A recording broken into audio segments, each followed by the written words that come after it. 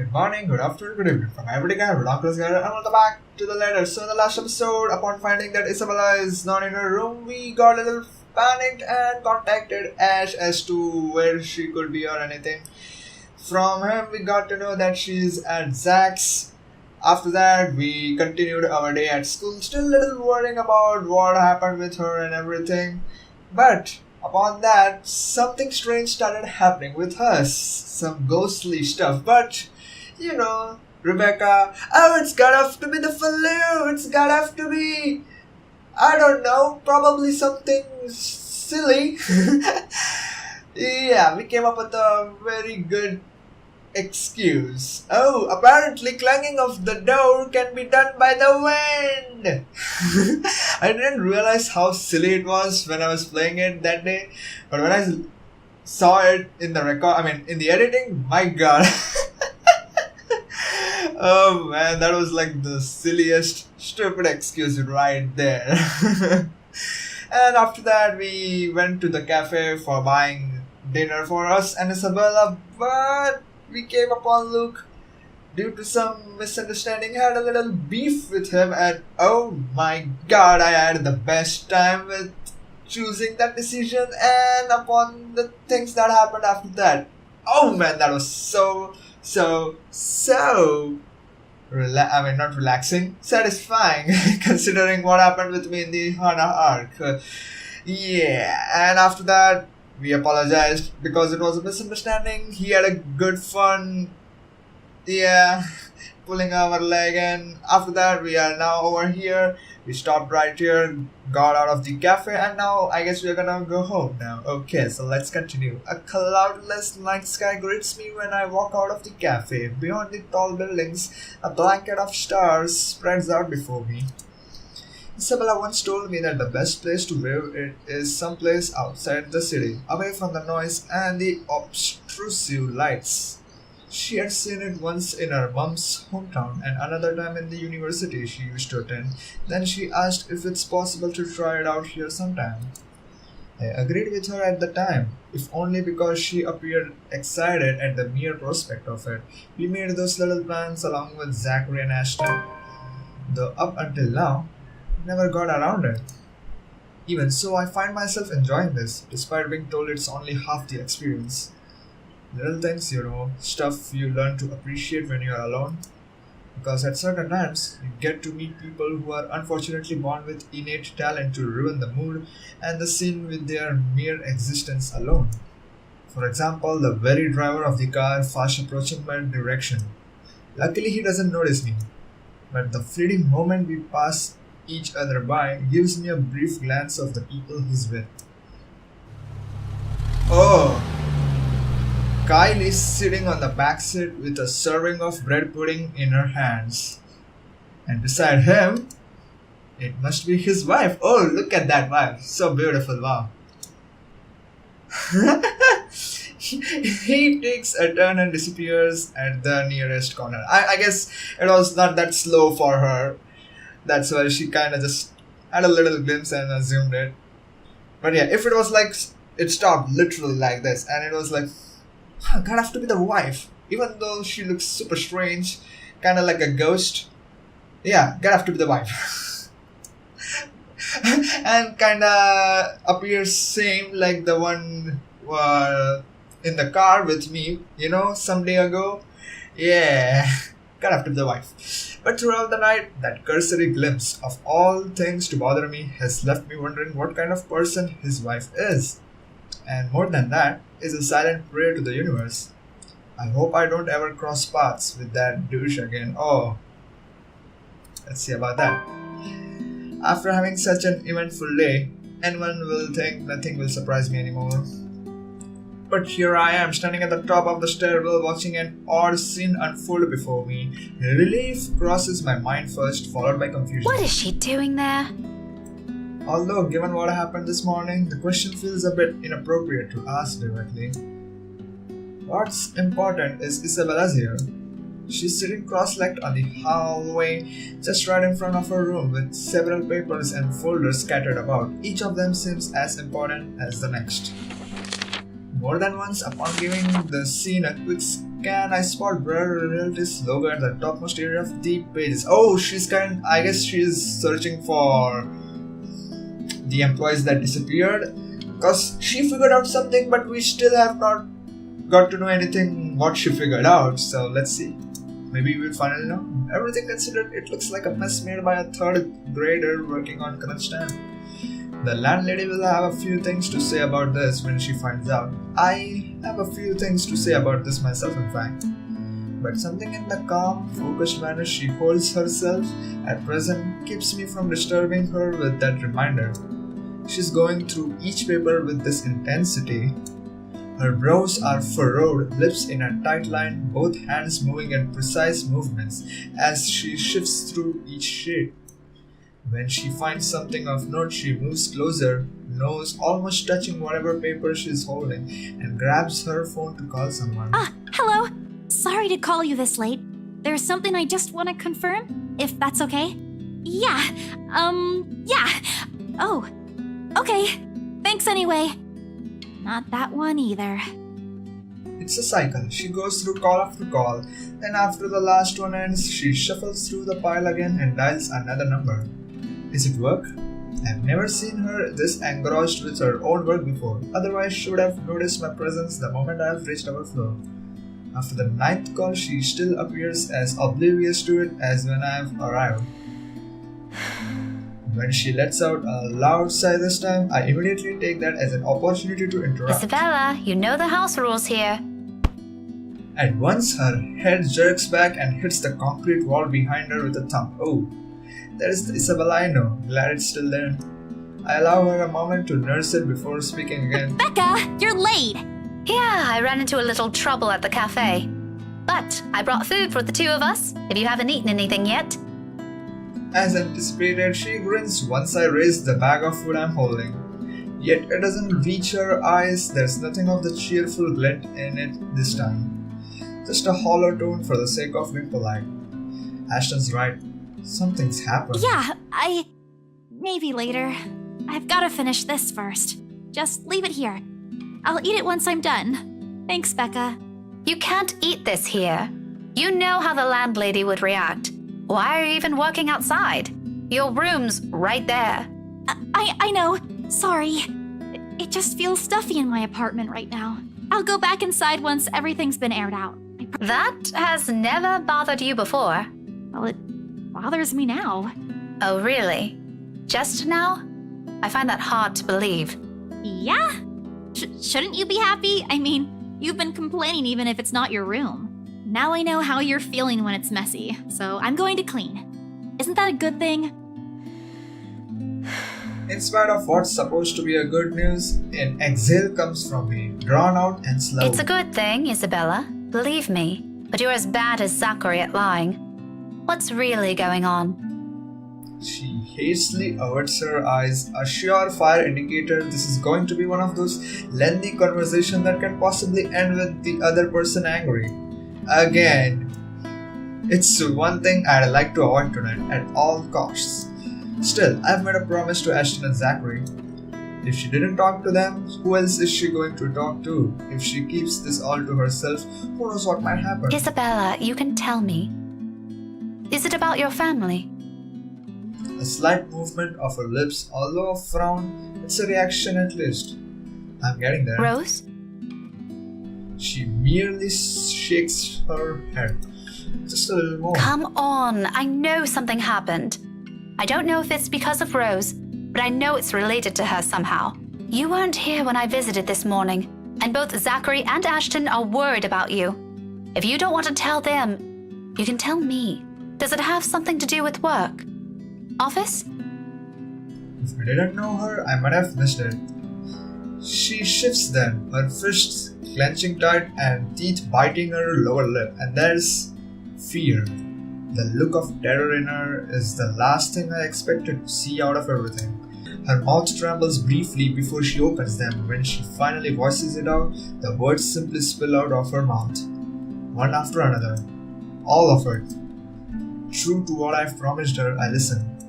Because this is something she's been keeping to herself, even from the two most dependable people I know. The The fact she chooses to tell me this speaks a lot to me. Becca, she was there again. Last night? In the office? Boss passed me all of Rose's Lurk load yesterday. For the Ermengarde mansion. I had to stay late to finish them all. And then, when I was about to go home, I saw her. I saw her again. She was standing in front of me again last night, Becca. I couldn't get away. She was blocking the door. If I hadn't hidden myself, even if I made the tiniest noise, if she found me, Becca, she almost did. If she saw me under my table, I think that would have been the end of it. I'm scared. I'm so scared I won't be able to do anything. By the end, her hands are trembling and her breathing comes out in rasping intervals. For a long moment, I let the silence stretch out between us, let her sobs fill it instead. But even as her soft whimpers die down minutes later, there is a heaviness hanging in the air. Not just from her, but also from me. From my exasperation over this whole matter, from my own frustration over her stupid superstitions, when she could do us all a favor and grow a backbone. She may be young, but she's no longer that young. It's about time to put an end to this. She can't keep going on like this. She's still got plenty of years to live out. You still think she's making an excuse? Tripping? Come on, Becca, come on. What if she goes home? What if we are no longer there to keep her fears in line with what's real? Oh, let's see what's real and what's not when things go crazy for you. Apparently, it's not, have been, but let's see. What would she do then? I'm more afraid for her, for what kind of imagination will do to her, than of what some imaginary monster could. But with manner she's looking at me right now, there is an expectation in it, a hope and a plea sewed together.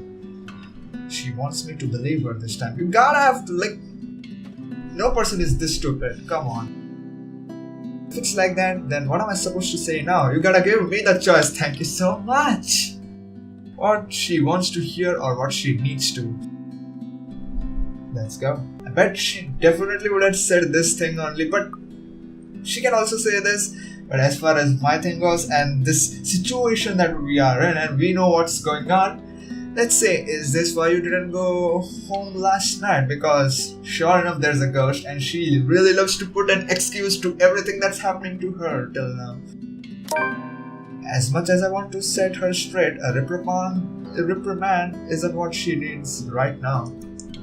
With that pouty face she's giving me, I doubt it'll even end well if I push it. It will not. She will never ever trust you. Trust me. I know her. When she wants to be stubborn, she's stubborn. But there are moments when she can be accusing. I hope I said it right too. Times when she will be more accepting of what I tell her, despite her inclination to disagree with it. I mean, she's stubborn for a good reason, and true reason. That talk can wait. In the meantime, I will be the ear that listens to her without judging her, without criticizing her, despite my own opinions on it. You should have called me. She stares at me like I have grown another head, and the laughter slips out before I can stop myself. There? I can't do that! What will you do? Hit her with a book? You'll be dead before that happens.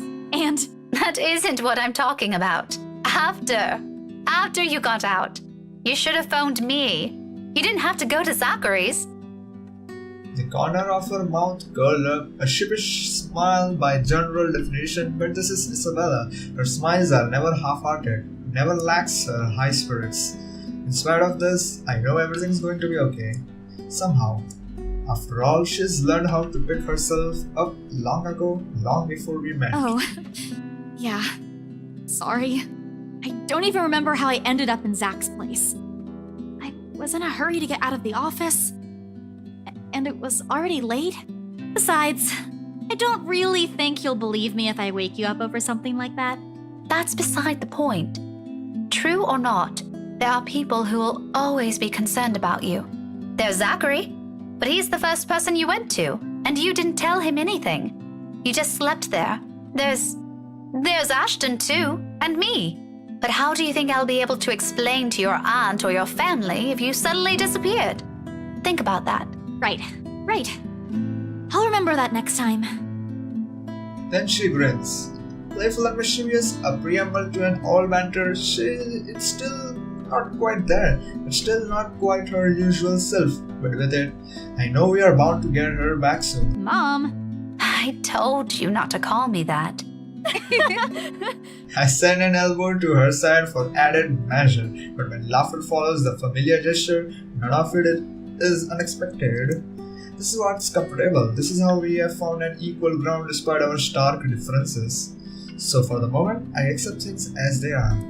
Afterwards, a hush stretches out before us. For Isabella, this is rare. This isn't her. Yet in this moment, as she fiddles with the edge of another paper near her, as she hugs her knees close to herself and lets a pensive expression linger on her, it feels strangely fitting. As if this is where everything's supposed to lead to if we've allowed it long ago. Seconds later, the moment is broken by the sound of a door easing open and a voice begging some little peace. How many times have I told you girls not to loiter around the hallway? It's noisy. Some people here are trying to sleep. Quiet down or go do your talking inside.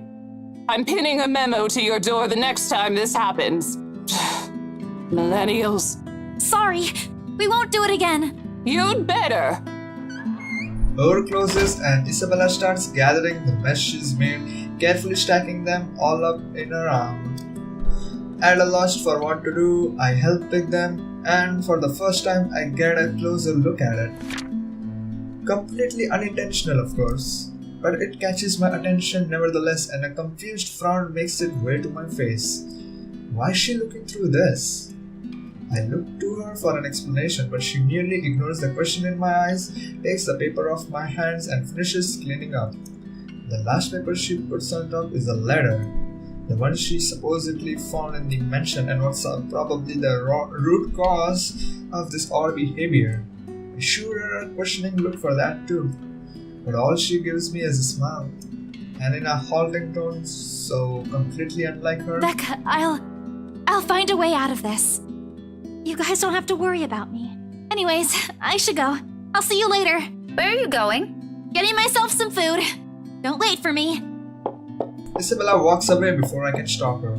Before I can remind her I've brewed food enough for the two of us. She quickly disappears down the stairwell while I'm left standing in an empty hallway holding 2 bags of takeout. One of them will go uneaten tonight. Just an innocent passing thought. One that I don't dwell much on as I head back to my room. I ignore all of it, in the same way I've assumed I won't ever encounter that douche again. Okay, next day I guess? Okay, the next day though, the brief lull the past 2 days has offered is nice while it lasted. Or as nice as it can get with worries of Isabella's whereabouts creeping up to me every now and then. She hasn't showed up after that last talk we had in the hallway, and the dinner I've brought has since been given to a different neighbor before it spoils. By all means, this shouldn't be anything to lose sleep over. She's gone on work trips before, usually for a day or two. This might simply be one of those. Although it's often with a message saying exactly where, but it's the dour note she has ended our last chat with that nose. Like an ugly premonition. And as expected, just as things start to settle and a steady rhythm finally worms its way back to my routine, Thursday morning brings further disturbance to the now calm waters. With little ceremony, though still enough to ripple through everything. In retrospect, I really should have seen this coming. Luxembourg is a small city, relatively speaking, compared to, say, London or Glasgow. It's nothing but a tiny mass of land boasting a mere population of 68,000. But those numbers alone are nothing to scoff at when standing in a busy street. And if you pay close enough attention, faces stalking the crosswalk or riding the subway will soon grow familiar. How unfortunate that out of that number, it has to be Luke, I encountered more than once. Oh, you know, a few problems popping up here and there that the agents failed to tell us somehow. Nothing a few hired hands can't fix, of course. I would have preferred a place near the city and something that's new to save us all the trouble. But darling wife insisted. Who am I to say no? Ah, are you kidding me? His smug head is the first thing I see upon turning into the hall, inspired of the small crowd of parents and students gathered at the corridor for the primary career day. It's not that he stands out, he's pretty unremarkable at first glance, frankly. However, it's his first countenance that draws people's eyes to him. The manner he carries himself with all the confidence in the world, his mere presence dwarfing everything around him. I am willing to make a bet he's also enjoying the attention it garners him, especially the ones coming from the woman. What an ass. A single glance at him, and I know immediately that one way or another, if we ever bump into each other again, my day will effectively be ruined in some capacity. He also exudes that air, the sort that makes you want to run him over with a lorry and pass it off as an unfortunate accident. With him, it's either you want to punch him or let yourself be charmed. There is no in between. I will gladly do the honor of the former myself, but alas, there are people around us. Now I'm stuck with having to face one of the two. I shouldn't have volunteered. At the time, helping out sounded a good idea. I have no classes left today until after lunch. I could have opted to stay at the teacher's lounge and work on my lesson plans, but that means being left alone with our deputy head and his chatter. He's a good man, but Crivens, he can talk anyone's ears off. So the moment an opportunity rose, I jumped on it. It's a simple task to boot.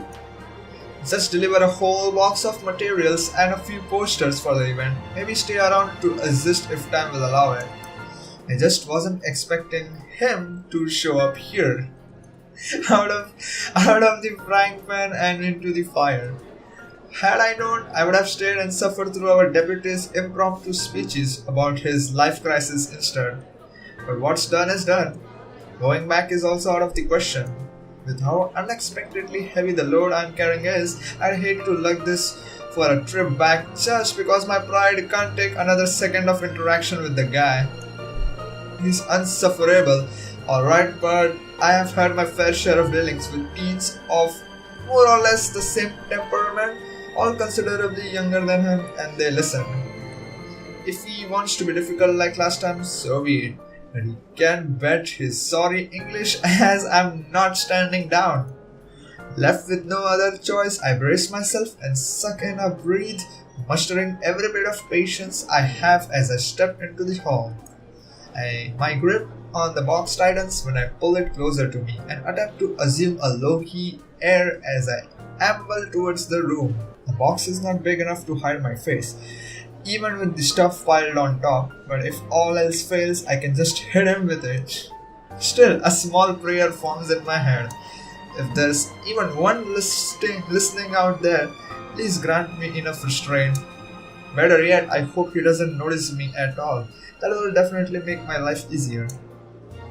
Seriously, how hard can it be? Let's see.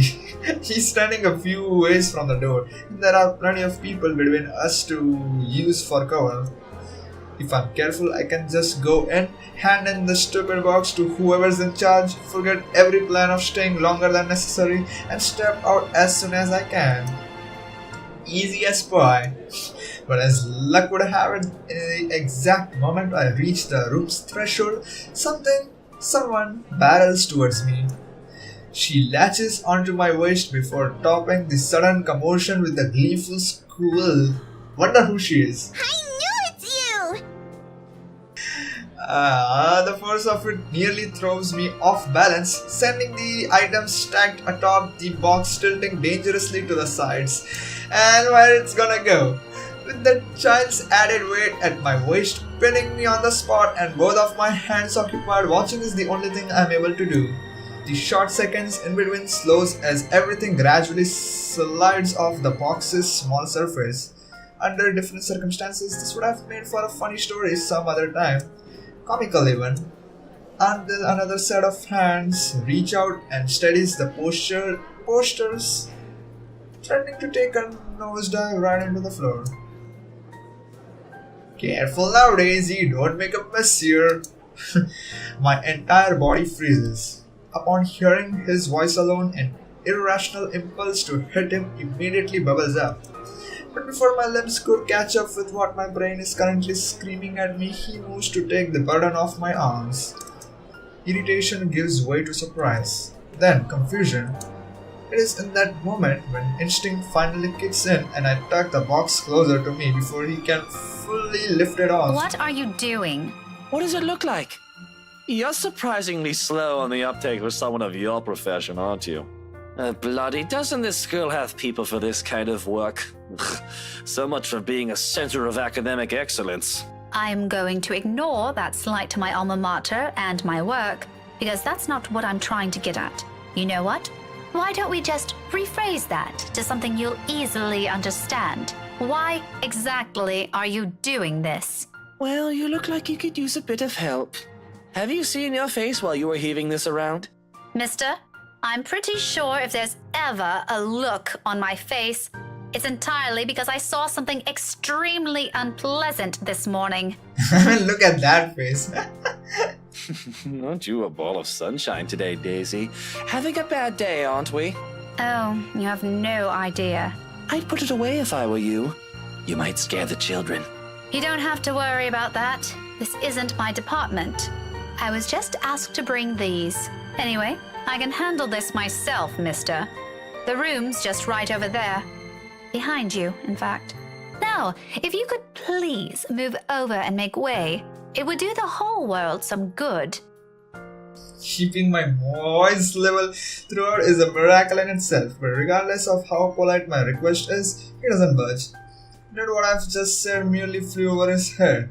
Were my choice of words really that difficult to comprehend? Surely it shouldn't be that hard. I think he might be a little touched in the head. I'd like to ask him that, actually, but Kali chooses that instant to pipe in. Don't worry, Miss Pink. Teo's strong. You can leave this to him. My papa does it lots of times, but I'm not allowed to talk about it to anyone. Teo says it's Confidential, Munchkin. That's right. He uses that word, munchkin. Wow, that's Teo's smart, isn't he, Miss Pink? it's just like me, munchkin. I'm still of the opinion that he's a piece of crap, but I must admit his goddaughter's excitement is contagious as always. She's so cute, definitely contagious. A smile makes its way to my lips. She has yet to budge from her place, though to be honest, I'm starting to lose some feeling on my stomach with how tightly she's wound her arms around it. I'm sure he is, Kylie. But I'm also sure he'll find better use for it elsewhere. Like helping you out. Oh, well, that's one thing, but You heard the kid. no one's asking you. Oh, you wound me, woman. And I'm quite certain I can do more damage than that. Shall we give it a try? Again? He fails, stammers for a bit, until he ultimately decides against saying anything and settles for a brief show of discomfort in study. I love that face. He's probably having flashbacks of the last time we met. His composure when he finally regains some of his bearings says it all. It's nothing short of hilarious, if I do say so myself, but it's hilarious for me though, wow. I'll have you know that threats never work on me, Daisy. Not in a million years, not ever. You're assuming it's a threat. How cute. That too. I'm not scared of you, just because you landed a hit. Do go on. Keep telling yourself that. It was a fluke, you hear? I was caught off guard and your damn book left a dent. If I end up in a hospital because of what you did, I'm sending the chief of Luxburn Police after you, woman. You don't say. Just give me that bloody box. He snatches it out of my arms before a single word of protest exits my mouth and quickly disappears behind the classroom. Not that it matters who brings it in now, my prior irritation has already melted into amusement. He's not so bad once you figure out how his temperament works. It's almost similar to a child. It's definitely, but sometimes like a child he can just go like crazy, or unless his temper was probably because of the mansion's darkening stuff. Yeah, like the negativeness made him crazy. Let's see. So I still have to ask. Kylie, did your Tio eat something bad before coming here?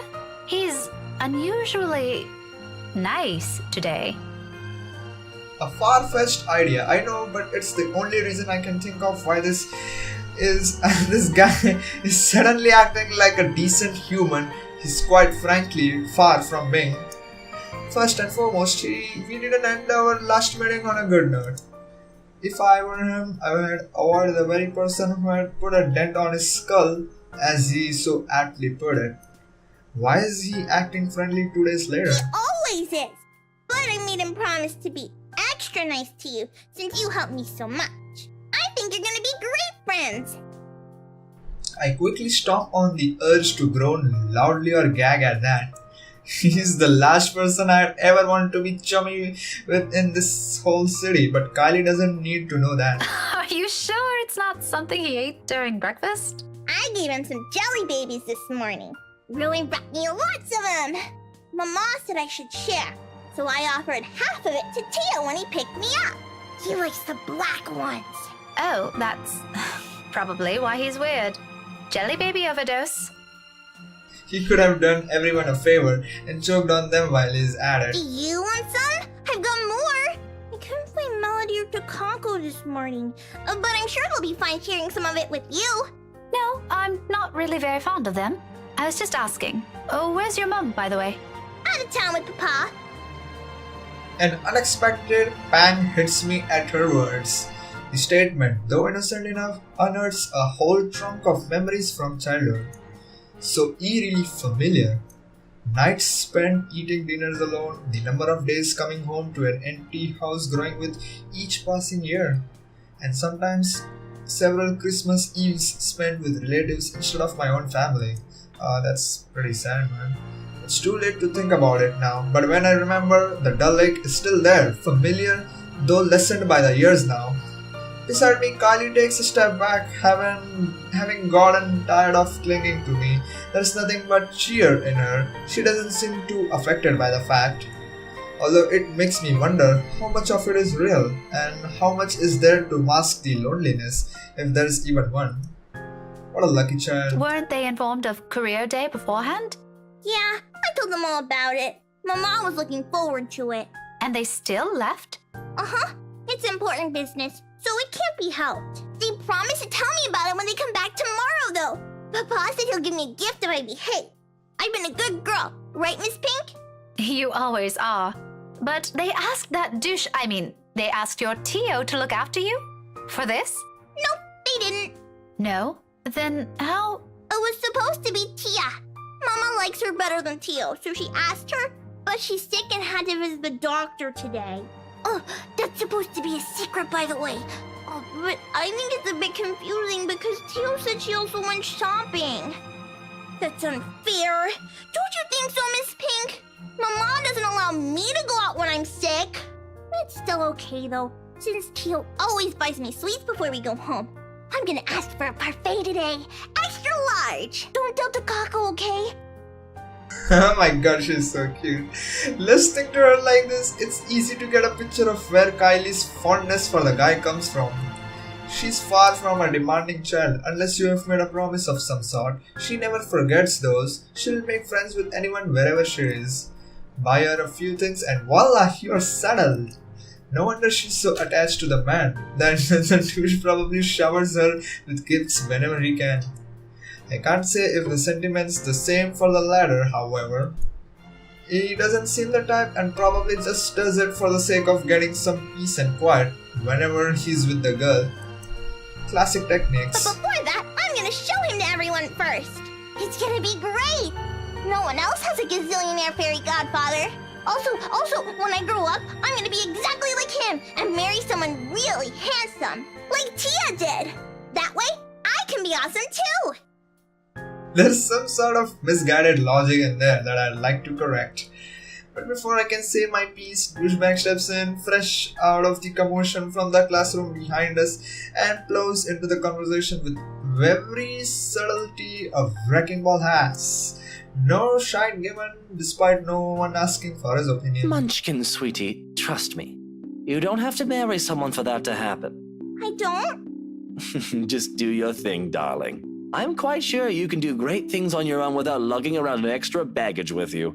Tia married you. Kylie drops the statement without any sort of preface, and the moment it lands, the douche finds himself grappling with the conversation. Yeah, well, that's true, Munchkin, technically.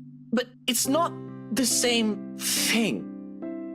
A small frown creases the girl's eyebrows as she tries to comprehend her Tio's rather vague explanation. It's not surprising either when Luke tenses under the child's questioning gaze.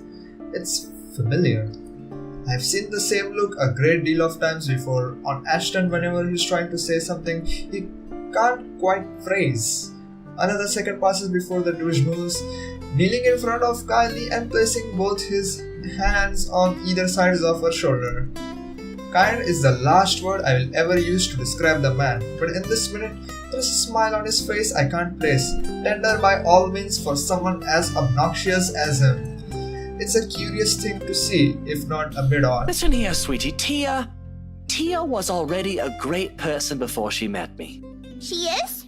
But I don't see her doing anything. She's always at home. Not always, Munchkin. Did you know she's really good at numbers? You're good with them too. You helped me with my homework once.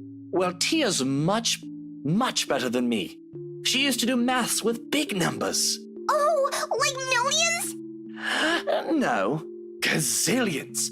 And she's really, really good at it. So much so that her dad let her manage anything that had to do with it. That was even before she met me, too. Does that mean she's better than you? Oh, leagues, Munchkin. Way, way better than I'll ever be. For some reason, I don't think he's still talking about his wife's mathematical prowess as his voice trails off. This is the very thing, like this side of Luke, this good side of him, which really makes me question this guy's, like, easy evil or easy what? Man, because sure enough you can see love in his eyes for Hana, but then the thing that he did, just, oh my god. In fact, if I have not been paying closer attention, I wouldn't have noticed the change in him. A slight shift in his smile from one that's tender to something wistful, like remembering a memory he always has been fond of, but has often kept to himself. And at the fleeting glance of it, a tiny, insignificant part of the world somehow also shifts. Opinions changing, impressions moving. You know what? Why don't you ask Tia next time you have homework, Okay, next time I'll ask her to help out. See? No need to marry a good-for-nothing bloke. Can I also tell her to not stay at home anymore? If Tia's good at it, I'm sure she can help you out too. And Papa, he computes a lot of numbers too. Tia can help him. You go do that. I'm sure she'll love to hear it, Munchkin, even if it's been a while since. Another silence from him, then without missing a beat, he turns Kylie around and lightly pats her shoulder in a gesture to end their conversation right here and there. Probably before he can say other things he's never intended to say or a child is not meant to hear. Alright, off you go first. I think I saw your friend run off to the other classroom. The one with the pigtails? Go say hi to her. You still have those jelly babies to give her, yes? Alright, but wait for me, okay? I've got loads more to show you. They put up my drawing on the bulletin the other day. I'm gonna take you there later. I'll be back. She soon disappears behind the small crowd, none the wiser to the sudden change in mood around her. Luke straightens as soon as she's gone. The expression on his face grows less kind now that there's no one to reassure. Despite that, a chuckle still escapes me. His head quickly snaps at me, an accusing glare clear in his eyes. Although it's less threatening now, considering what I've witnessed earlier. Funny how one person's impression of someone can easily change with that red detail. Why are you laughing like that? Don't mind me. I just saw something surprising today. Don't let it bother you. You know, putting it like that won't make me any less inclined to ask. What is it, woman? If this is another one of your threats, I've already told you it isn't going to work on me. That good teacher act isn't going to fool anyone. What makes you think it has to do with you? I could have just remembered something funny. Not everything in this world revolves around you, mister. I am not daft, Daisy. It's on your face for all the world to see. Now, say it so we can be done with this stupid talk. I let out another laugh, more to delay than to express any sort of amusement over the matter. In truth, I don't know where to start. One wrong move, one wrong word, and I might offend the man. Oh wow, he's childish enough for that, even if what I'm about to say are just mere honest observations. Okay, so you're good at handling her, which is kinda like saying you kinda lie to her really good, which I'm pretty sure will kinda offend him. And you really think that? Let's see, not sure about what this will go to, but kinda much better than this one. So yeah, do you really think that? Do you really think that? It's an honest question. Because no matter how much I turn it around inside my head, the gap between the man standing in front of me and the idea I have of him just won't connect. Not that the gesture will go a long way with him. Something in his demeanor tells me he's definitely not the kind of man who readily accepts such when they are given to him. Rather, he feels entitled to it from the get-go. So long as you are standing in front of him, he expects it to be there, demands for it when he cannot see it in you. And after all those insults we have hurled at each other, I don't think it will matter much to him if I point out the ugly truths or brandish it into his face. As expected, it doesn't throw him off in the least, and he merely raises a questioning brow at me. About what? About what you told Kylie. And don't you think she's a bit too young for that kind of talk? Kylie's 6, Daisy, not an infant who still needs help changing her nappy. At her age, she can already handle more than that. Besides, it's better to nip this whole thing at the bud. You know, before she starts thinking that a man's ego defines her self-worth. I certainly don't need someone else to define me. Why should any godchild of mine do? So, do I really think that? Yes. Yes, very much so. Why shouldn't I? All right, I get it. I'm sorry. You just didn't seem the type to me. I've intended to end the conversation right there and simply go my way. I no longer have any business here, and our deputy principal's stories sound more enticing the longer I stand here. With the manner looks almost ranting, I have a feeling this won't end if I say more. Though, thinking about it, I should have left the second he has taken the box from me. Naturally, he doesn't get the hint. The type. And what, pray tell, would my type be according to your standards, woman? The sort I'd happily bury alive. Well, would you look at what's coming out of those pretty little lips? Watch the language, Daisy. You're supposed to be teaching children. What would ever happen to this nation? You know what I mean. Oh, and you somehow find that tidbit funny. A little, I admit. That sort of wisdom is the last thing I expected to come from you. I mean, look at yourself. Pampered and pompous to the last hair. You've probably never been to this side of Luxbourne until a few days ago. Daisy, just because I'm dressed miles better than the average bloke you see every day, doesn't mean I'm incapable of thinking on your level. Actually, I'm more surprised we aren't on the same page on this. I expected better from someone with enough balls to hit a random stranger with a bloody book. In public, mind you. Someone my goddaughter looks up to, even. Guess you can't have everything in this world, What? Of course, I'm... Oh, I get it. Running on presupposed notions, aren't we? My, what a dangerous thing to practice for a teacher. It doesn't have anything to do with... What is it this time, I wonder? Oh, hey, don't say it, let me guess. What do those random gossips in this bloody city usually say? Oh, right. You probably think I'd go with clingy, spoiled kind, didn't you? What? Where does that... How did you even come to that conclusion? Oh, don't lie to me now, Daisy. But just so we're clear, if I wanted an arm decor, I'd have gone with the first brainless munter I picked up on the streets. I have standards, you know. I haven't even said a word. I was just asking what you thought of it. Oh, but you were thinking about it or else you wouldn't have asked. Might as well get it out of the way, You are impossible! So they say. Tell me something I didn't know, Daisy. You...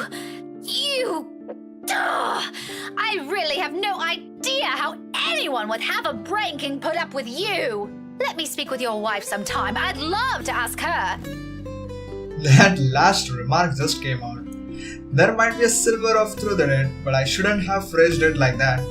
Even for my own standards or the kind of person I'm talking to, it's still quite rude. An apology is already at my throat, but the minute I open my mouth, all of what I've prepared myself to say dissipates. Lost in the moment in front of me. He has turned gaze outside, staring at some point past the buildings, blocking the view of the sky, equally lost in his thoughts. He's a waxing man under so many standards. However, in this moment, the morning light streaming from the window lends his features a certain air. Softer, less severe than what he often flaunts. I might as well be looking at a different man. There is a tender note in his voice when he finds it. The words muttered under his breath, not intended for anyone but himself. Nevertheless, it reaches my ears, unintentional as it may be. You're right. She deserves someone far better than me. All that talk about self-worth makes some sense now. It isn't some profound knowledge he pulled out of his arse. It has come about because he's already been there, likely still stuck in the middle of it. Preaching about your own personal experience is easier after all. Less room for mistakes, more for a dose of self-loathing. What a complicated man. Just when you thought you have already figured him out, he does one thing and says the other. That's the thing! That's why it's little difficult to know him as to how he is. People like him are the most difficult to gauge, far harder to understand. That's why I'm pretty excited for his arc too, I will say. Yet it might be exactly for this reason why some are so easily charmed by him. It's the mystery that catches them, of wanting to find out what underneath that bravado. I won't count myself among those, yet his winning personality isn't exactly my cup of tea. But sometimes once you get a glimpse of what's beyond that machismo, empathizing with the man isn't such a steep hill to climb. If the comfortable silence we now share tells anything, that is, perhaps this is as close to friendship as we can get. Several instances flung around with a few shared silences in between, and that's not exactly a bad thing.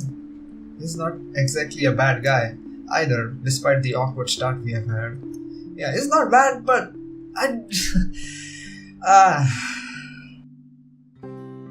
that's why it's so hard to judge him. Not judge him, sorry, I will say to know him exactly though. Maybe it's for this reason that I can't resist throwing in a little comment to lift his mood before leaving him. You know, Luke, you're not such a bad person. Is that supposed to make me feel better? I'm touched, Daisy. Take it how you will, but a little attitude change would help. Oh, bollocks. Right, of course. Let me know when you're done with your lecture, ma'am. And you can probably start by not leaving your wife out while you're having some quality time with your goddaughter. Who knows? Maybe that'll help change how the child sees her. Where did you even get the idea I'm leaving my wife out? Have you ever even met? No, but I did see her with you two last time. His indifferent expression quickly dissolves into a confused scowl, while I met it with matching perplexity. It has only been 2 days. Surely his memory isn't that bad. What? When was this? At the cafe, after you left. Oh my god, I was a little confused of the fact that, how did she remember that, at the very beginning of her arc, she was at the mansion and they were talking and everything. She was there with him, so I thought she was talking about that, but no, it's about that car thing. She was sitting right beside you. Kylie was at the back and you were driving. Daisy, are you sure you haven't accidentally hit yourself with your own book? Because that damn thing's quite big, and I'm really getting worried about you. It has only been a few days, and concussions can be dangerous. I suggest you have that checked. Well, you asked. I just answered. It's pretty rude to make her wait like that, by the way. How can I make her wait when she's not even with us? What? was just Kylie and I that night. Now you're just pulling my leg. No? Luke exhales long and drawn out, his impatience rapidly changing the incompanionable air around us. In the face of it, I tense. I've accidentally stepped into another minefield. Any chat I have had with him so far has been like this. Why this still surprises me, escapes me, but above my worries of offending the man is my own bewilderment. I remember well enough what I saw that night, yet he says something completely different. Wifey was out with Kylie's mummy that night. She wasn't with us. How do you think I ended up on babysitting duty? But in the front seat. And Kylie's... Miss Pink! No! Oh my god, why? It was not an excuse this time, but she was definitely getting into a territory where she could think about, she was not... I mean, oh man, for once I was like, she was gonna be like, if that was not her wife, then... Let's go. Kylie's sobs reach my ears first, and then her familiar weight returns around my waist again. Hot tears seep through my blouse as she buries her face in it, her arms winding tightly around me. Luke and I briefly exchange worried glances, his own lips shut tight with concern. Her cries are soft enough not to attract much attention. Most of the visitors have been ushered inside the rooms by now anyway. Those that still linger, though, watch our little group with great interest and concern. If I don't get a better handle of the situation, I have a feeling Luke will start yelling at everyone soon. Kneeling, I gently pull the girl away from me, cupping her face and wiping away tears, creating little trails on her cheeks. Her mouth is drawn in a miserable pout when she peers up at me. Alright, Kylie. Calm down. What happened? It's my friend! That's a little too vague, Munchkin. Let her speak, Luke. Who is it, Kylie? Melody? Or was it the other one? Yeah. Did the two of you fight? She nods, then immediately clams up after, letting her sobs communicate the story instead, or as much as her shaking shoulders can tell me. Right behind me, Luke gives a nervous huff while he shifts on his feet. He must not be used to handling children crying. Whatever. Sweetie, I won't be able to help you if you don't tell me what happened. Seconds passed before she responds again. The tears are already gone when she finally musters the strength to talk, her cries subsiding to mere sniffles. I wanted to give her the rest of the jelly babies, but she won't come out. Where? Where is she? In the little girl's room. Is she still there? Another nod. She won't say what's wrong. I kept asking her, but she told me to go away. Career Day is going to start soon. I saw the prizes Miss Alice will give us for good. She's gonna miss it. Is that what you told her? Yeah, she won't listen. She won't even take the jelly babies. After I saved it for her too. Oh my god, I have a bad feeling that her friend is none other than the ghost. Oh my god, that would be crazy if I'm right?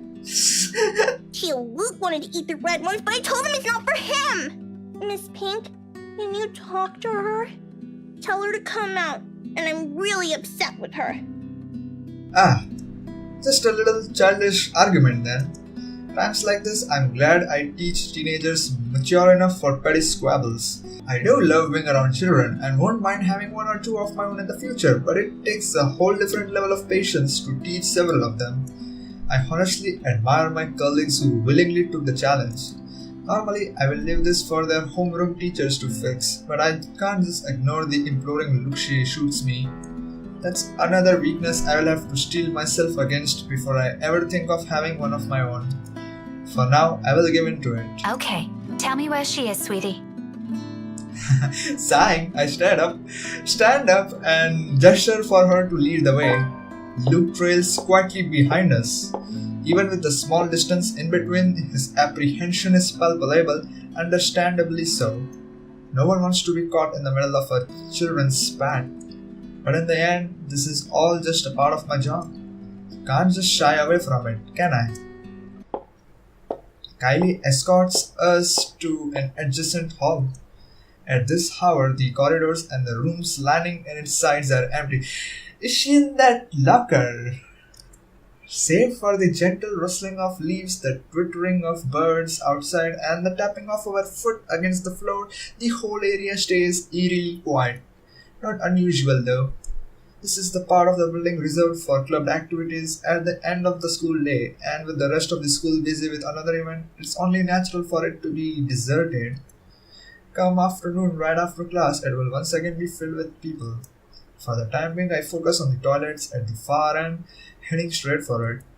Luke stays behind, opting to wait for the end of this drama instead, obviously not wanting to deal with another person's kid. Meanwhile, Kylie follows right after me, unusually silent as we approach the ladies' room. Sometime before we made the turn down the hallway, she has stopped sniffling and started singing a tune under her breath. London Bridge is falling down, falling down, falling down. London Bridge is falling down, my fair lady. Probably to brace or calm herself, or maybe this is her way of preparing to pull her friend out of her sulk. I don't think so. It certainly reminds me of another person. I make no remarks on it, however. It's all part of growing up, they say, let her learn. The door's slightly ajar when we get to it, and from inside, the sobs of a girl echo weakly, barely audible even in this kind of hush. Turns out Kylie is not the only one upset about this. Despite the situation, a smile forms in my lips as I call out to her friend. Hello? Hello there? You're Kylie's friend, aren't you? Don't you think it's really weird how this crying sound is? Melody, is it? She's looking for you. Children can be so amusing sometimes. Granted, they can be exasperating, especially around this age, but the endearing things about them outweigh those. All you need is enough level of patience. Career day's about to start, too. You'll have to come out, or you're going to be really late for it. Miss Alice won't be happy if one of her kids isn't there. I heard she brought little gifts for everyone who'll behave. Don't you want to receive one? However, her cries show no signs of abating, they only grow louder. Not close to a wail. Alarming, regardless. Are you okay? From where I'm standing, it sounds almost like she's in some kind of pain, and it's not impossible. They do that at times, hiding what ails them for fear of a reprimand. If it's like that, coaxing her out might be useless. It also makes sense why she chose the loo furthest from their classroom. Wasting no time, I gesture for Kylie to wait and amble towards the door, calmly so I don't alarm her. At the same time, a distinct sense of deja vu hits me. I've been in this position before, behind a door with someone crying on the other side, my calls ignored as their cries grow to a wail. And you still don't. You know what? Let's see how she will make a good excuse of this one. Push with the wind! Just this past week, actually. Even so, being in the same situation before doesn't bring any comfort. I'm putting up for the child beside me is the thick undercurrent of worry trickling into my stomach. I take one last breath, then I nudge open the door. It all happens in the span of a second. I don't make it past 2 steps into the room. Her cries abruptly stop. Light footsteps shuffle behind me, coming to a halt at the door. My heart skips a bit, and when I turn... Kylie? Miss Pink? Miss Pink? Why didn't you help her? My whole body becomes motionless at the sight of her, words catching in my throat and heart pounding rapidly against my chest. Look at that beautiful face. This is Kylie, I'm sure of it. Yet nothing in the manner she speaks or the way she tilts her head in question carries the youthful, innocent vibe she always brings with her. Yeah, innocent cannot be fitted with that face, as if I'm merely looking at a dead, hollow imitation of the child. Can't you hear her? She's asking for your help. But it is not those that trigger memory. It's those chilling eyes. Calling. beckoning. Why won't you listen to her? All at once the memory returns to me. A tide that has receded and now returns to shore with an overwhelming force, carrying images of a single moment from days ago, of a world passing by in a blur, and of features I can barely discern under the little light there was.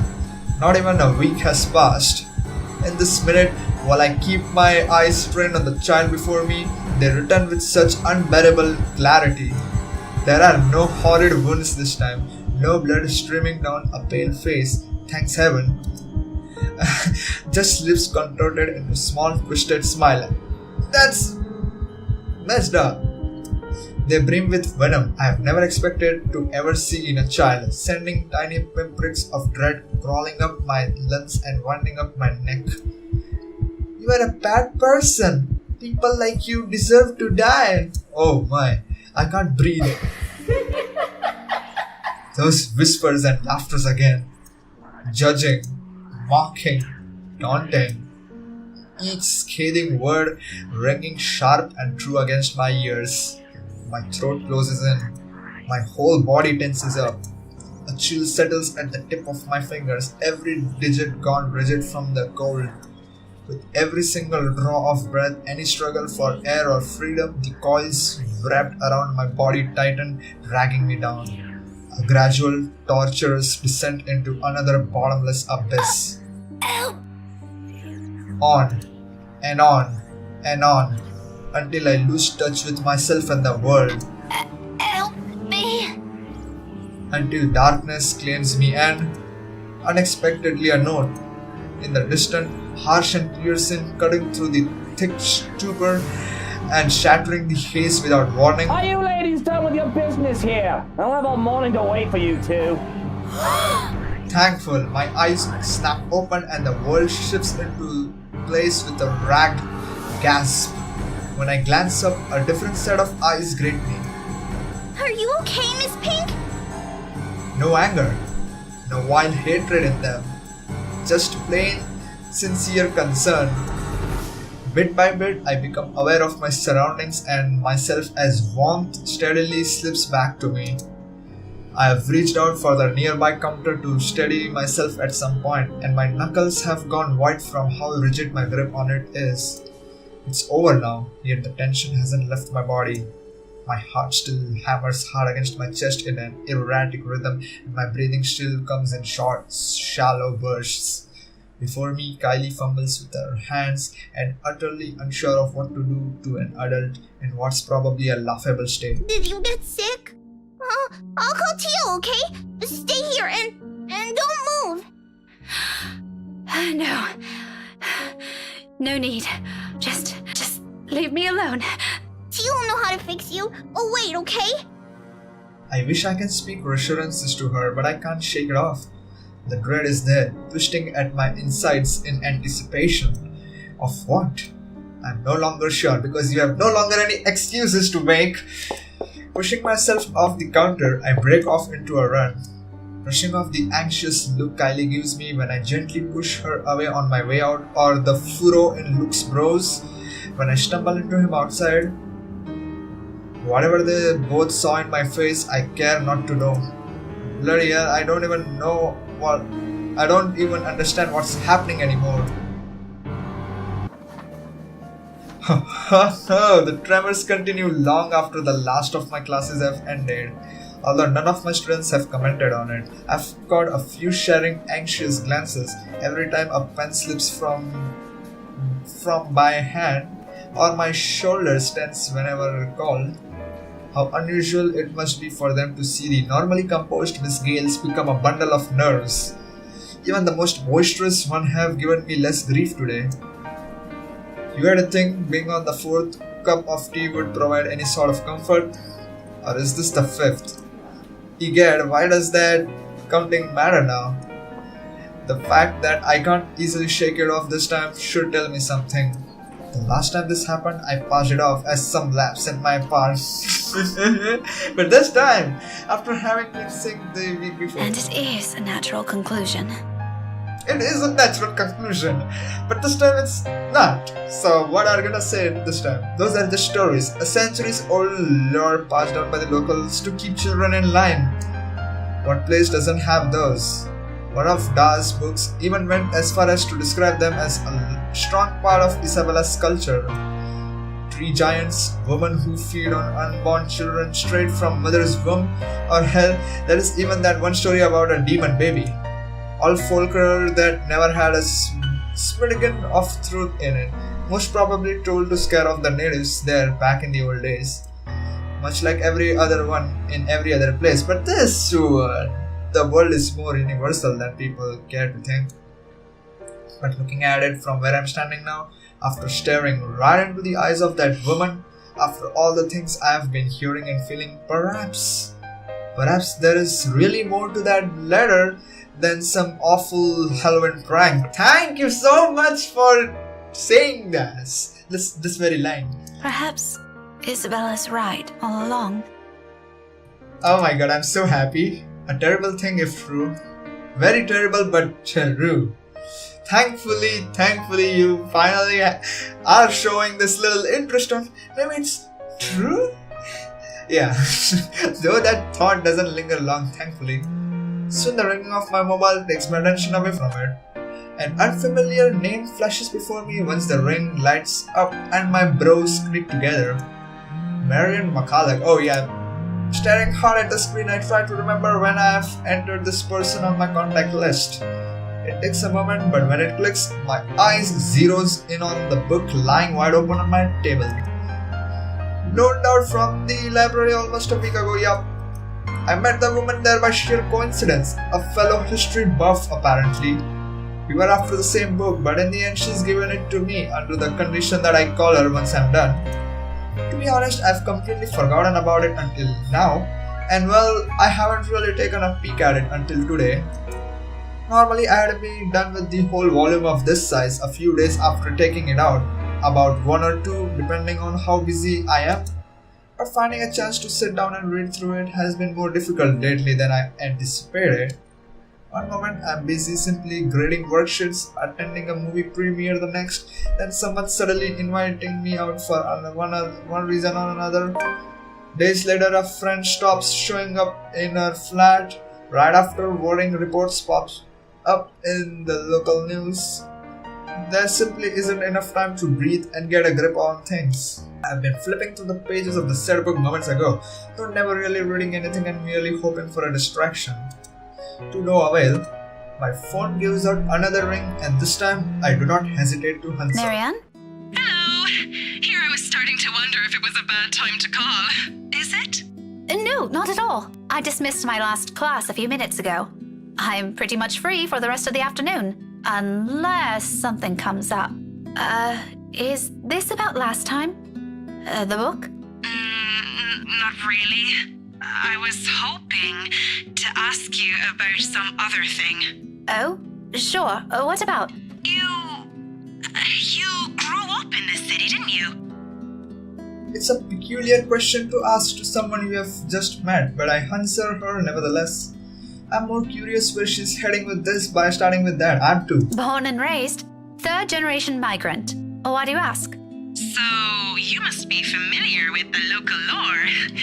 The, stories? Quite. If I'm going to teach about history, I'd like to think I am, yeah? But a family friend would be a better person to ask. If you want, I can contact him for you. No, let's just keep this thing between us, okay? It's nothing too big.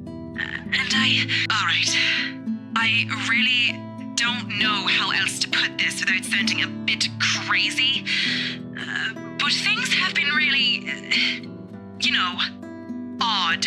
Odd, yeah. Do you remember the mansion I mentioned back when we met? My current project?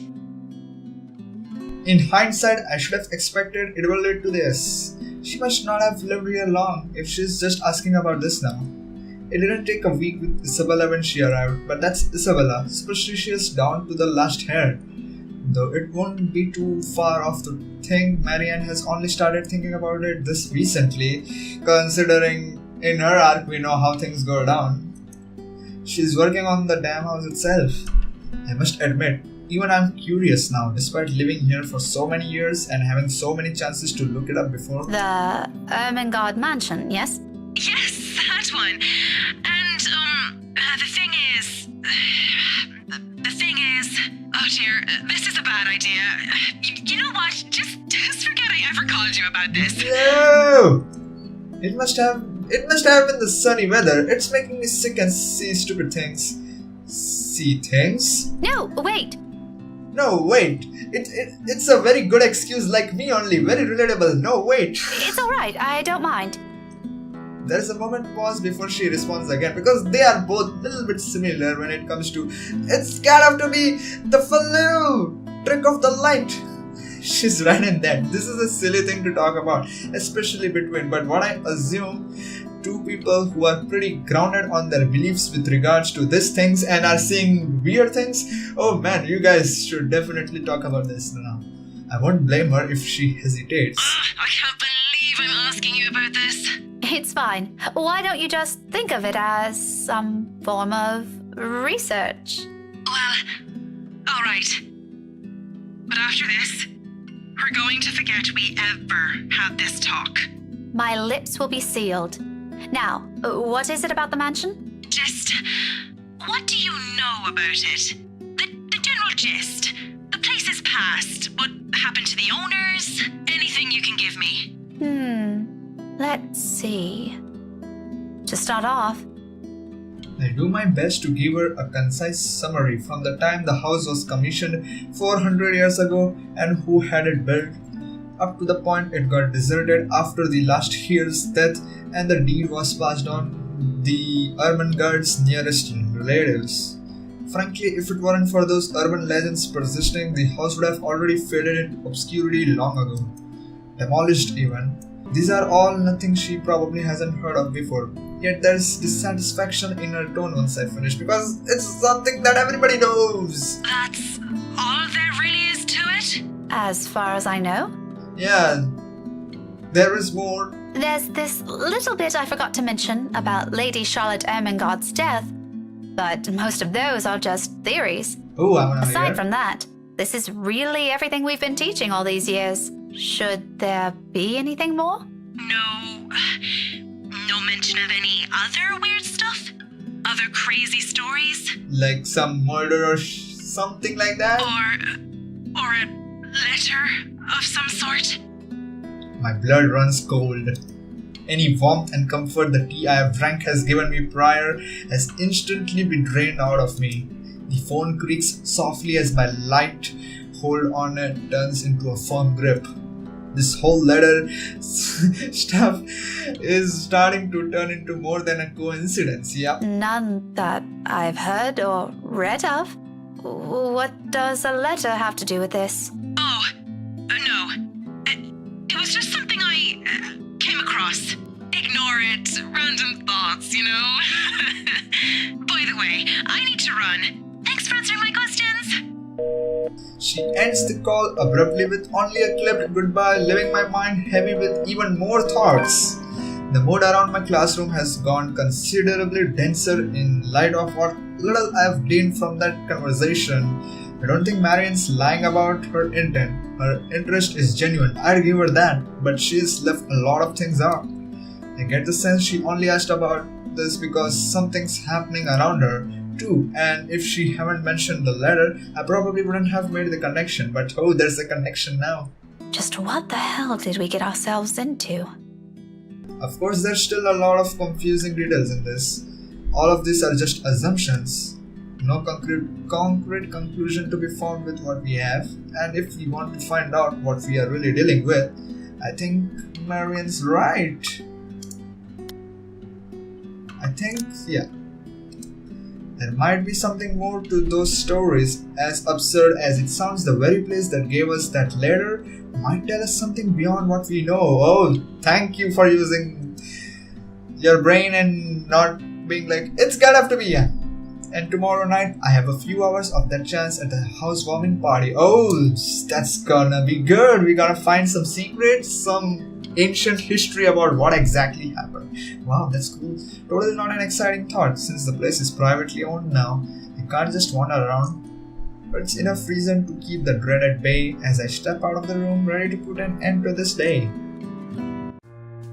And we are gonna end the episode right here. Hopefully you enjoyed. This was a very very interesting episode. Really loved it, and very thankful and happy to see Rebecca finally believes in this stuff, or kinda has taken a little interest in it, being all like, okay, there's definitely something going on, definitely not like stupid flu, stupid wind, no. So yeah, we will see all about this in the next episode, so hopefully you enjoyed. If you did, please click that like button, subscribe for more awesome content, comment down below your thoughts, and I will see you guys next time, and goodbye, Shabaka.